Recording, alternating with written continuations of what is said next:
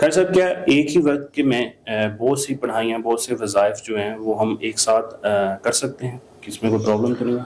عدنان بھائی، ڈپینڈ کرتا ہے کہ اذکار، پڑھائیاں، اعمال کون سے ہیں۔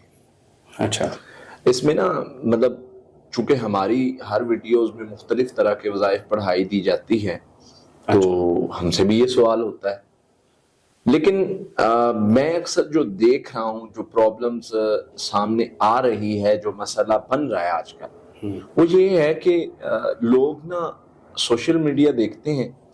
آپ نے وائرل ہونا نا سوشل میڈیا پہ، آپ کو آسان طریقہ ہوگا کہ آپ ایک نیا وظیفہ بتائیں اور خود سے اس کے فضائل و مناقب بیان کریں اور ساتھ کہہ دیں مجرب عمل ہے، اور وہ وائرل ہو جائے گا۔ صحیح بات ہے۔ ٹھیک ہے، یہ چیز کہیں نہ کہیں تو ہمیں تکلیف بھی دیتی ہے کہ یار لوگ کیوں ایسا کر رہے ہیں۔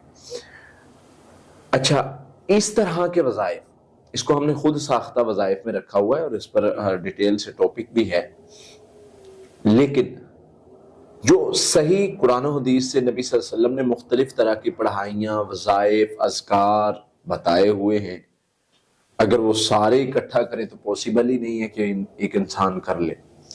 تو جب 2-3 طرح کی پڑھائیاں، اعمال آ جاتے ہیں تو وہ اس وقت کیا کرنا چاہیے؟ فار ایگزامپل، ہم حفاظتی پڑھائی کرتے ہیں، ایک بندہ ہے وہ حفاظتی پڑھائی کر رہا ہے اور اس کے ساتھ اس کو لگتا ہے کہ میرے ساتھ جو ہے وہ جادوگر کا مسئلہ بھی ہے یا جادوگر کا پرابلم بھی ہے، تو وہ چاہتا ہے کہ میں جادوگر کے خلاف بھی جو بتائی گئی پڑھائی ہے وہ بھی کروں۔ پھر اسی طرح سے جو بندہ یعنی جس کو کسی رکاوٹ کا سامنا ہے تو وہ کہتا ہے کہ میں کوئی رکاوٹ کو ختم کرنے کے لیے عمل بھی کروں۔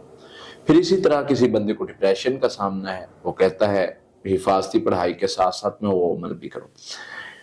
جو عمل شرعی طور پر جائز ہیں اور ان میں کوئی قباحت نہیں ہے، اور اگر آپ کو مسئلہ لگتا ہے تو آپ 2 عمل ایک ساتھ کر سکتے ہیں۔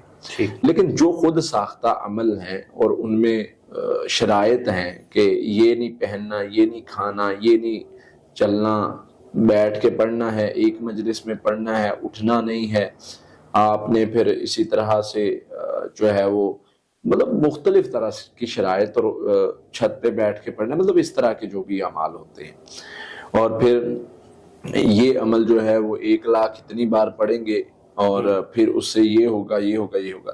جو اس طرح کے معاملات آ جاتے ہیں نا جس میں شریعت نے بتایا ہی نہیں ہے اور خود ساختہ شرائط لگائی ہوئی ہیں، خود ساختہ شرائط لگائی ہوئی ہے، وہاں پر آ کے انسان جب وہ چیزیں شروع کرتا ہے اور وہ شرائط، تو قرآن نے ایک بات سمجھائی ہے، نوَلِّهِ مَا تَوَلَّىٰ، تم جس طرف جاؤ گے نا ہم تمہیں اس طرف لگا دیں گے۔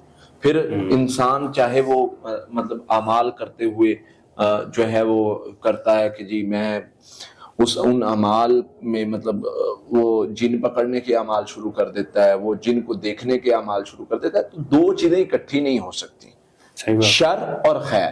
خیر کیا ہے؟ اللہ سے حفاظت مانگنا، قرآن پڑھ کے، پڑھائی کر کے، حفاظتی پڑھائی کر کے کہ یا اللہ میں تیری حفاظت میں آ رہا ہوں۔ شر کیا ہے؟ میں جن کو بلانے کے لیے عمل کر رہا ہوں۔ 2 چیزیں اکٹھی نہیں ہو سکتی، یاد رکھیں۔ میں پڑھائی کر رہا ہوں، اس سے میرا اللہ میری حفاظت کرے گا، یہ خیر کا پہلو ہے۔ میں پڑھائی کر رہا ہوں کہ میں فلاں جن کو دیکھ لوں، میں پڑھائی کر رہا ہوں میرے ہمزاد سے میری بات ہو جائے، میں پڑھائی کر رہا ہوں فلاں بندہ میرے تابع آ جائے، میں پڑھائی کر رہا ہوں کہ میرے مطابق ماحول چلے، تو میرے بھائی یہ 2 شر اور خیر اکٹھی نہیں ہو سکتے۔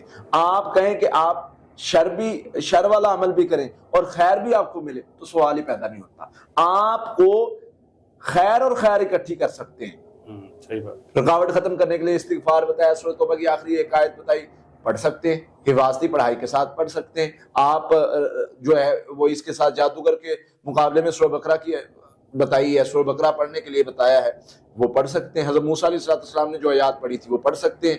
وَلَا يُفْلِحُ السَّاحِرُ وَلَا يُفْلِحُ السَّاحِرُ، نبی صلی اللہ علیہ وسلم نے حدیث میں بتائی اللہم انا نجعلک فی نحورہم ونعوذ بک من شرورہم، پڑھ سکتے ہیں۔ تو یہ وظائف اکٹھا کرنے میں کوئی حرج نہیں ہے۔ آپ 1 2 4 5 آپ کی کیپیسٹی ہے بھائی، قرآن نے تو اجازت دی ہے، جتنا مرضی ذکر کرو، جو مرضی عمل کرو، لیکن بات وہاں پر آتی ہے جب عمل آ جاتا ہے جی کہ یہ عمل 171 بار پڑھنا ہے، 72 بار نہیں پڑھنا، تو اس میں کیا ہوگا کہ پانی کا رنگ ایسا ہوگا اور ویسا ہوگا، اور اس طرح کر کے آپ کو ایسا وہ بنایا جاتا ہے کہ آپ جو ہے وہ اچھا مزے کی ایک بات بتاؤں، ہماری عوام کا مائنڈ سیٹ یہ ہے، جو زیادہ شرائط لگاتا ہے اس عمل کو زیادہ فائدہ مند سمجھتے ہیں، اس عمل کو زیادہ توجہ کے ساتھ کرتے ہیں، وہ لوگوں کی سائیکی کے ساتھ کھیلتے ہیں۔ اصل میں پرابلم یہی ہے نام بھائی، ہم یہ چیز لے کے چلیں کہ ہم نے لوگوں کو بتانا ہے کہ بھائی آپ کے ساتھ کھیلا جا رہا ہے، آپ اس چیز پر آ جاؤ۔ میرے نبی نے فرمایا صلی اللہ علیہ وسلم جو چیز بتائی، لوگ کہتے ہیں جی اجازت نہیں، ہماری اجازت کے بغیر نہیں کرنا۔ بالکل کہتے ہیں اکثر۔ کیا نبی صلی اللہ علیہ وسلم نے کسی اعمال کے بارے میں اجازت دی ہو؟ کہا ہو میرے اجازت کے بغیر نہیں کرنا؟ بالکل بھی نہیں۔ کوئی ایک لے ہیں، کوئی ایک، اگر ہوتا تو ضرور حدیث میں آ جاتا۔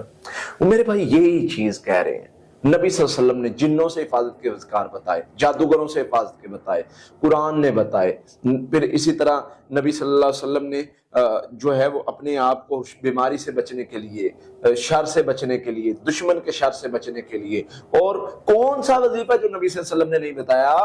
آپ کو کوئی اچانک پریشانی نہ آ جائے، اچانک مصیبت نہ آ جائے، اچانک حادثہ، مطلب ہر طرح کا وظیفہ بتانے کے بعد میں کون ہوتا ہوں اجازت دوں اس کی؟ صحیح بات بتائیں نا، میں کون ہوتا ہوں؟ میں یا کوئی مولوی صاحب، میں کون ہوتا ہوں کہ میں کہوں اجازت کے بغیر نہیں پڑھنا میری اجازت؟ بات اور طرف جا رہی ہے، لیکن میں اذکار کی طرف، اپنے سوال کی طرف لوٹ رہا ہوں، کیونکہ یہ ساری باتیں اس کے ساتھ جڑی ہوئی تھی، میں اس لیے جو ہے وہ ساری کور کرنا چاہ رہا ہوں کہ یہاں پر جو ہے وہ آپ کو اس چیز کو سمجھنا پڑے گا۔ قرآنی پڑھائی، قرآنی اذکار جو نبی صلی اللہ علیہ وسلم نے بتائے ہیں، اللہ تعالیٰ نے بتائے ہیں، وہ آپ اپنے آپ کو محفوظ کرنے کے لیے پڑھ رہے ہیں، خیر حاصل کرنے کے لیے پڑھ رہے ہیں، رکاوٹیں ختم کرنے کے لیے پڑھ رہے ہیں، آپ پڑھیں۔ لیکن جو آپ نے اعمال خود ساختہ بنائے ہیں اور آپ کہتے ہیں کہ جی ہم ذات سے میں نے عمل کروانا ہے، میں نے موکل قید کرنا ہے، میں نے موکل دیکھنا ہے، میں نے خواب میں جادوگر کو دیکھنا ہے، میں نے فلاں عمل کرنا ہے، اس سے میں نے اس کو قابو کرنا ہے، تو بھائی یہ کریں گے ذمہ دار آپ خود ہوں گے، کیونکہ ان اعمال کو نبی صلی اللہ علیہ وسلم نے نہیں بتایا، جن کو نہیں بتایا وہ خود کریں گے، وہ تجربہ ہو سکتا ہے لوگوں کا، یا فائدہ ہوگا یا نقصان ہوگا، تجربے میں کبھی صحیح ہوتا ہے کبھی نہیں صحیح ہوتا۔ یہ میں نے درمیانی بات کی ہے، اچھا، میں نے سخت بات نہیں کی یہاں پہ، کیونکہ شریعت نے علاج میں تھوڑی سی تجربے کی گنجائش دی ہے، علاج میں، یہ وہ موکل پکڑنی اور دوسرے کاموں میں نہیں۔ لیکن ساتھ میں یہ بھی بولا کہ شرک نہ ہو، وہ تو چیز پہلے ہے نا، مطلب ممانت نہ ہو پھر ہی علاج ہوگا نا، تجربہ ہوگا نا وہ صحیح، ممانت کے بغیر تو پھر یہ چیزیں آ جاتی۔ بہرحال بہت ساری پڑھائیاں آپ کر سکتے ہیں، لیکن اس کو ایک دائرے میں رہ کے جس طرح شریعت نے بتایا ہے۔ باقی میں تو صرف ایک ہی چیز ریکمینڈ کرتا ہوں لوگوں کو کہ بھائی آپ بہت ساری چیزوں سے یہ 2-3 چیزیں پڑھ لیں، انشاءاللہ آپ کے جتنے بھی مسئلے حل ہو جائیں گے۔ کون کون سے؟ حفاظتی پڑھائیے، سورہ فاتحہ، آیت الکرسی، سورہ بقرہ کی آخری 2 آیات، آخری 3 کل 7 بار یہ پڑھ لیں۔ لا حول ولا قوت الا باللہ ہے 300 بار یہ پڑھ لیں۔